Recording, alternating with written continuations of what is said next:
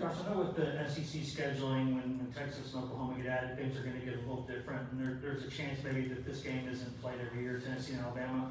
What are your thoughts on that? Do you think this game should be played every year? Man, I think this is a great rivalry, and you know, it's important to our fan base. I'm sure it's important to their fan base too, and it's one that is special. Just it's a unique game and unique setting. So obviously, I think the leagues, you know, with everybody that's coming in, there's a lot of factors that go into how they schedule, but certainly hope so.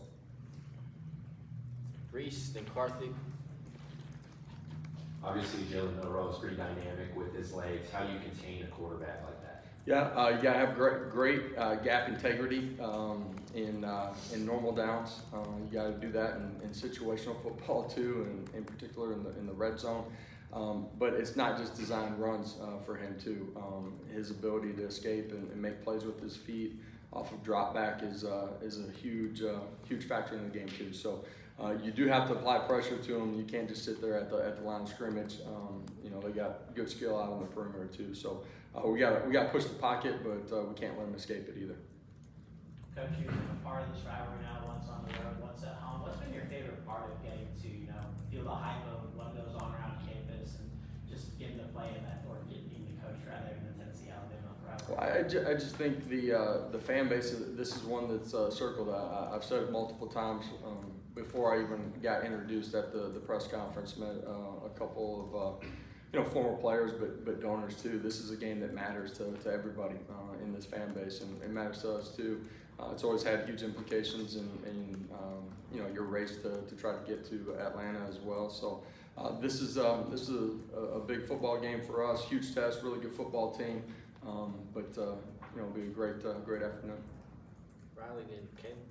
Coach, at this point in the season, is your offense the tempo, the pace where you want it to be at, or is there still another level you still want your offense to get to? For us, it's always within the scope of what we're doing. Are we operating as efficiently within the tempo as we can be? And you know, I feel like we're doing a good job. There's always some things after every ball game that you want to continue to clean up.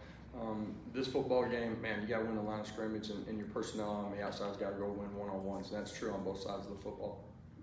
What are some things y'all have done in practice this week to simulate the crowd and our environment, and how have you seen the team respond? Yeah, we've actually been doing that since our last road game in portions of practice, and you know, again, for us, you got to settle in and do the ordinary things in this game at a really high level, and you got to do them consistently.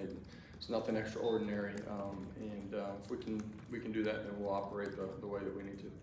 Patrick. Coach, with James Pierce, he obviously has a lot of natural ability, but just watching him, it seems like he has, you know, some different pass rush moves, uses his hands well. Even the other day, he dropped into coverage and made a play where he sort of tracked down the receiver and saw it happening. But how impressive is that he sort of plays maybe more advanced than a sophomore? He didn't really play a whole lot. Yeah, from James and everybody at that position, the versatility of those guys is important to us. What we're looking for is we bring guys into the program. James is a young football player that continues to get smarter, just his football knowledge and IQ, and then fundamentally has continued to sharpen his fundamentals, and that's a huge part of why he's playing the way he is. Huge credit to Coach Garner and Coach Eckler, you know, in a short amount of time, his development.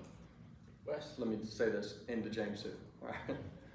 Josh, I know that obviously every game is 11 on 11 and all that kind of stuff, but some games, I guess because of rankings or hype or whatever, sometimes to the outside feel a little different. Do you think your team playing in some of these games these past few years has gotten to kind of a comfort zone with that, where it really does kind of feel like every game is the same, even though to the outside it might not look that way? Man, I think every week they feel like it's the biggest game of the season. I say that meaning it's the only one that we got. They've been great in the preparation. Practice has been good. We got to go finish it the right way to go put ourselves in a position to play the best that we can. This football team's got great confidence, though, in who we are and what we're about and how we're going to go compete. Reese. Another Bama question. Dallas Turner is in the backfield a lot as a linebacker. How do you prevent him from getting to your quarterback? Yeah, in protections, you got to do a great job. You got to identify him. Then you got to go win your one-on-one matchups with him coming. You know, but you got to do a great job in the run game too. He's a factor there. All right. You guys have a great day.